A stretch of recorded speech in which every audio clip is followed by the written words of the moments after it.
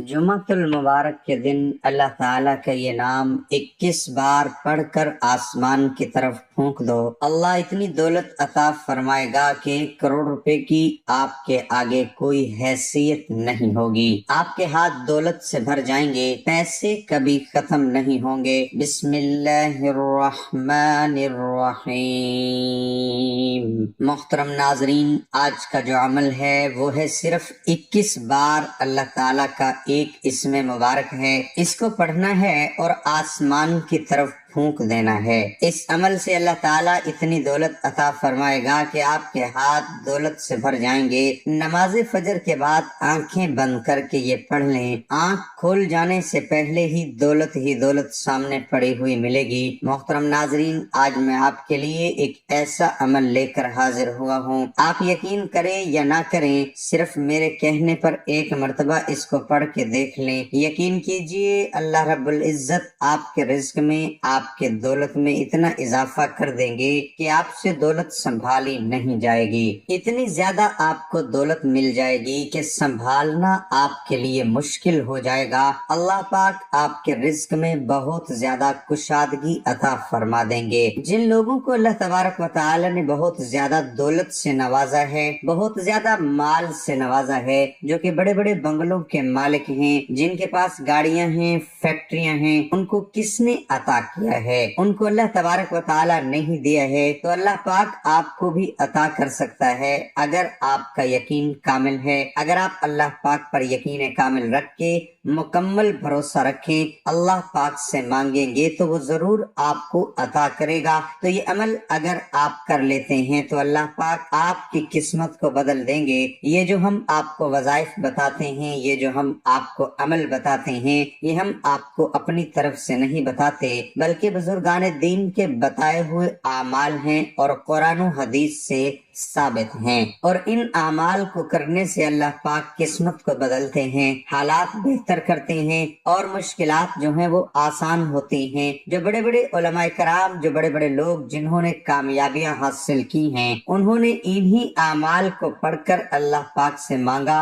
और उनकी मुश्किलात हल हुई। तो वही आमाल हम आपके साथ शेयर करते हैं और ये बहुत ज्यादा लोगों के लिए कीमती है, क्योंकि अल्लाह पाक ने कुरान मजीद में हर बीमारी का इलाज रखा है और ये आमाल कुरान मजीद से ही उठाए जाते हैं और इनका पढ़ना अल्लाह तबारक व तआला की फौरी गैबी मदद लेके आता है। हर इंसान की मदद अल्लाह तबारक व तआला ही करता है। हर चीज की मदद करने वाली जात अल्लाह तबारक व तआला की जात है। सबको रिस्क भी अल्लाह पाक ही देता है और उसको मालदार भी अल्लाह पाक ही करता है। तो अगर आप अल्लाह पाक पर भरोसा रखकर इस अमल को करेंगे, अल्लाह पाक आपकी मदद फरमाएगा, आपके हालात बेहतर होंगे। नाज़रीन इकराम, अगर आप वज़ाइफ कर करके अब थक चुके हैं, अगर आपने हर मुमकिन कोशिश भी कर ली है, मगर उसके बावजूद भी आपके रिज़्क की जो भी तंगियां हैं, परेशानियां हैं, खत्म नहीं हो रही, आप बेहद मायूस हो चुके हैं, तो अब आप मायूसी को छोड़ दें, क्योंकि मायूसी कुफ्र है। इंसान की फितरत ऐसी है कि उसे जिंदगी में सब कुछ अपने मुताबिक चाहिए, सब उसकी मर्जी और मंशा के मुताबिक नहीं होता है, तो वो ना उम्मीद और मायूस हो जाता है। साथ ही उसको ये एहसास सताता है कि अब उसे मजीद नहीं जीना। इंसान बुनियादी तौर पर जल्दबाज वाक़ हुआ है। इससे अगर कुछ हासिल करना हो तो वो उसके लिए तंगो दो करता है, दुआएं मांगता है, मेहनत करता है, मगर जब उसकी मंशा के मुताबिक उसको फल नहीं मिलता तो वो थक जाता है और इसी थकन में वो मायूसी के अंधेरे में अपना वजूद, अपनी उम्मीद और अपना यकीन खो बैठता है। उसे जिंदगी बेरंग लगना शुरू हो जाती है। दूसरे अल्फाज में उसकी जिंदगी में दिलचस्पी खत्म हो जाती है। मगर याद रखिए कि कुछ भी हमेशा के लिए नहीं होता। वक्त की एक खूबसूरती है कि ये कभी भी एक जैसा नहीं रहता। मुश्किल हो तो आसानी भी मिल ही जाती है। ये तो अल्लाह ताला ने कुरान पाक में भी इरशाद फरमाया है कि बेशक ये मुश्किल के साथ آسانی ہے۔ اس آیت میں اللہ تعالیٰ کی طرف سے رسول اللہ صلی اللہ علیہ وسلم کو خطاب کیا جا رہا ہے کہ جب آپ دین کی دعوت و تبلیغ اور دین کی مختلف شعبوں میں امت مسلمہ کی ہدایت و رہنمائی کے فریضے سے فارغ ہو جایا کریں تو اپنے رب کی طرف متوجہ ہو جائیں اور عبادت میں ہمہ تن مشغول ہو جائیں۔ علماء کرام بیان کرتے ہیں کہ دینی کاموں میں مشغول لوگوں کے لیے جس طرح یہ اہم ہے کہ وہ دین کی تعلیم و تعلم، دعوت و تبلیغ کا کام کریں تو لوگوں کی راہ حق کی طرف رہنمائی کریں اور ان کو اعمال صالحہ کی ترغیب دیں۔ دانش مندی کا تقاضا یہ ہے کہ انسان اپنی ترقی کی فکر کرے اور امت کی ترقی کی بھی فکر کرے۔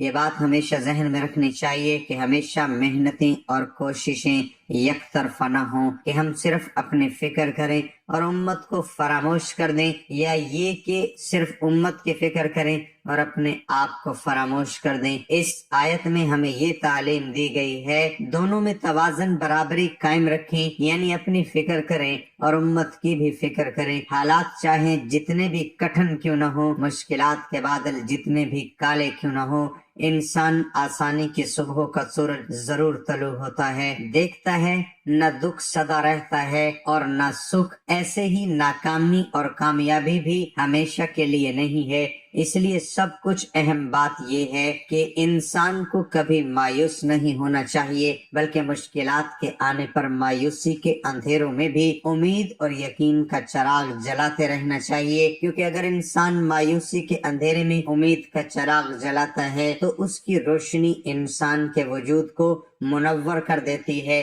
اس روشنی سے انسان باطنی اور ظاہری طریقے سے مزید مضبوط ہو جاتا ہے۔ وہ سمجھ جاتا ہے یہ ناکامی اور مشکل وقت سب عارضی ہے، وہ اس حقیقت سے آشنا ہوتا ہے۔ یہ زوال، یہ مشکلات، یہ سب انسان کی ہمت کو جانچنے کے لیے قدرت نے بنائے ہوئے ہیں، کیونکہ یہ بھی حقیقت ہے کہ انسان اپنی فتح اور کامیابی سے اتنا مضبوط نہیں ہوتا جتنا وہ اپنی زوال اور ناکامی سے مضبوط ہوتا ہے۔ اس لیے ہمیں کسی بھی حالات میں مایوس نہیں ہونا چاہیے اور اپنے رب سے امید رکھنی چاہیے، بے شک وہ ہر چیز پر قادر ہے، انشاءاللہ وہ آپ کی تمام پریشانیاں حل کر دے گا۔ تو یہ جو عمل ہے اس کو کرنے سے پہلے ایک بات اپنے ذہن میں لازمی یاد رکھیں، اللہ تبارک و تعالیٰ کی راہ میں جتنا زیادہ ہو سکے جو حسب توفیق ہے وہ صدقہ ضرور کیا کرے، کیونکہ صدقہ جو ہے اللہ کی راہ میں جو بندہ خرچ کرتا ہے، مال کو بڑھاتا ہے، یعنی اللہ پاک اس بندے کے مال میں اضافہ کرتے ہیں جو کہ اللہ کی راہ میں خرچ کرتا ہے۔ ناظرین، اسلام ایک مکمل ضابطہ حیات ہے، لہذا یہاں معاشرے کے تمام طبقات کی بہتری کا خیال رکھا گیا ہے۔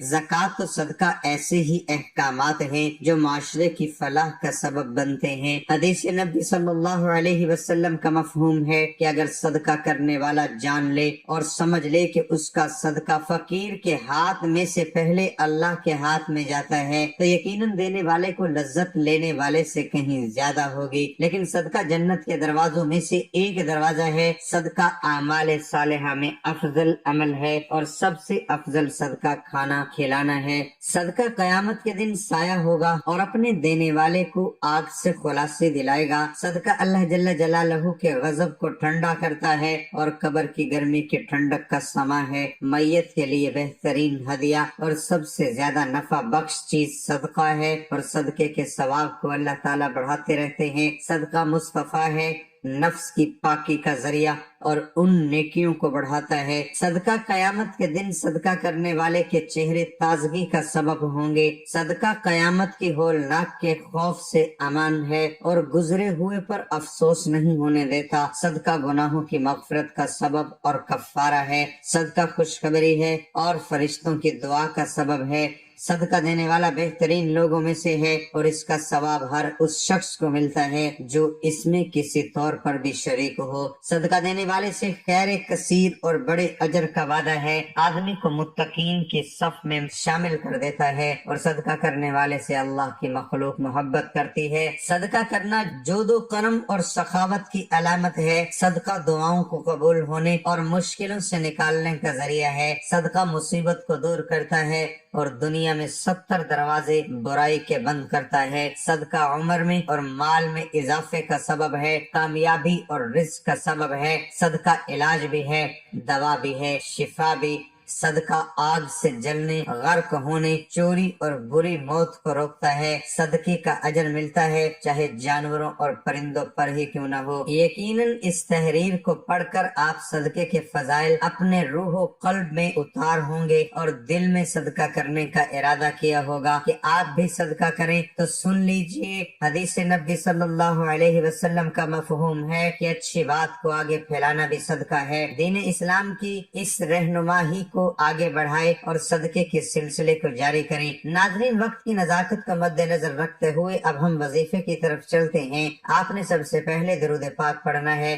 آپ نے 3 مرتبہ کوئی سا بھی درود پاک پڑھ لینا ہے، لیکن درود ابراہیمی کی زیادہ فضیلت ہے، اس لیے ہمیشہ درود ابراہیمی ہی پڑھا کریں۔ 1 مرتبہ میرے ساتھ ہی پڑھ لیں تاکہ ثواب ہو۔ اللہم صلی علی محمد وعلی آل محمد کما صلیت علی ابراہیم وعلی آل ابراہیم انک حمید مجید۔ اللہم بارک علی محمد وعلی آل محمد کما بارکت علی ابراہیم وعلی آل ابراہیم انک حمید مجید۔ پھر جیسے ہی آپ درود ابراہیمی پڑھ لیں، اگر آپ کے پاس تسبیح موجود ہے تو تسبیح لے لیں، اگر اس وقت تسبیح نہیں ہے تو آپ سیدھے ہاتھ کی انگلیوں پر بھی یہ وظیفہ کر سکتے ہیں۔ آپ کسی بھی قسم کے وظیفے کے لیے ہمیشہ درود ابراہیمی ہی پڑھا کریں، ہو سکے ہاتھ کی انگلیوں کی پوروں پر بھی یہ وظیفہ کیا کریں۔ اگر ہاتھ کی انگلیوں پر گننے میں دشواری ہوتی ہے تو بے شک آپ تسبیح کا استعمال کریں، لیکن ہاتھوں پر شمار کرنا زیادہ بہتر ہے۔ وظیفے کے بعد اللہ تعالیٰ سے نہایت خلوص اور دردمانہ انداز میں گڑ گڑا کر اپنی مشکلات اور حاجات کی دعا کریں گے، انشاءاللہ تعالیٰ آپ کی دعا اللہ کے ہاں منظور و مقبول ٹھہرے گی۔ لیکن ایک بات واضح کر دیں، آپ صرف کسی وظیفے کے لیے ہی نماز نہیں پڑھتے، بلکہ نماز کو اپنے مستقل عادت بنا لیں۔ نماز کی اسلام میں بہت زیادہ فضیلت ہے اور قرآن مجید میں کثرت سے نماز کے احکامات آئے ہیں، اور بہت ساری احادیث میں بھی نماز کی فضیلت بیان کی گئی ہے۔ سب سے پہلے نماز کا ہی سوال کیا جائے گا، اس لیے نماز پڑھو گے تو کامیاب ہو جاؤ گے، ورنہ شاید دنیا میں تو کامیاب ہو جاؤ لیکن آخرت میں ذلیل و رسوا ہی ہوں گے۔ اس وظیفے کو کرنے کی 2 شرطیں ہیں کہ 5 وقت کی نماز باقاعدگی سے ادا کی جائے گی، صرف اور صرف رزق حلال ہی کمائیں، پھر اس میں سے آپ خود کمائیں اور اپنے گھر والوں کو بھی حلال کھلائیں۔ اس وظیفے کو سچے دل سے کیا جائے تو انشاءاللہ تعالی آپ ضرور کامیاب ہوں گے۔ اب چلتے ہیں وظیفے کی جانب، آپ کو عمل بتاتے ہیں۔ یہ عمل آزمودہ عمل ہے جو کہ بہت ہی پرانی کتابوں سے لیا گیا ہے، یہ بالکل قرآن عمل ہے، قرآن ہے، روحانی ہے، اللہ تعالیٰ کا مبارک اسم ہے جس کی برکت سے اللہ تعالیٰ آپ کو دولت کا خزانہ عطا فرمائے گا۔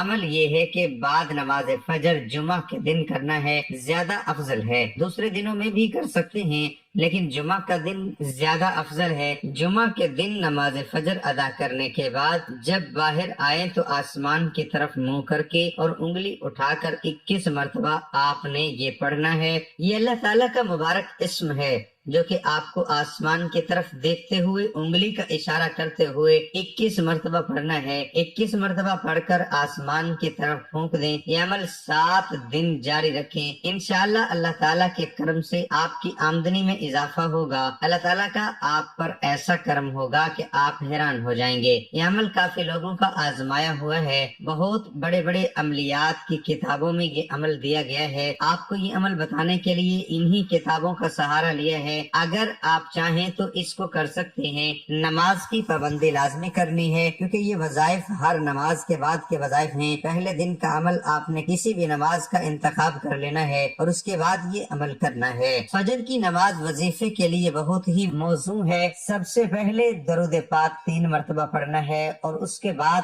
اللہ کے 3 صفاتی نام پڑھنے ہیں، یا اللہ، یا رحمانو، یا رحیم، اور یہ نام ویسے ہی نہیں پڑھ لینے بلکہ آپ نے جب دعا کے لیے ہاتھ اٹھانے ہیں تو اپنا سر اٹھا کر عاجزی کے ساتھ درود پاک پڑھنا ہے اور پھر دل سے اللہ کو ان ناموں سے پکارنا ہے، اور اس کے بعد 11 مرتبہ استغفر اللہ پڑھنا ہے، اور استغفار بھی ایسے کرنا ہے کہ ذہن میں سارے گناہوں کو رکھ کر اور پھر سارے گناہوں کی معافی مانگنی ہے۔ آخر میں دوبارہ 3 مرتبہ درود شریف پڑھنی ہے، اس کے بعد اللہ سے جو مانگے گی انشاءاللہ آپ کو ملے گا۔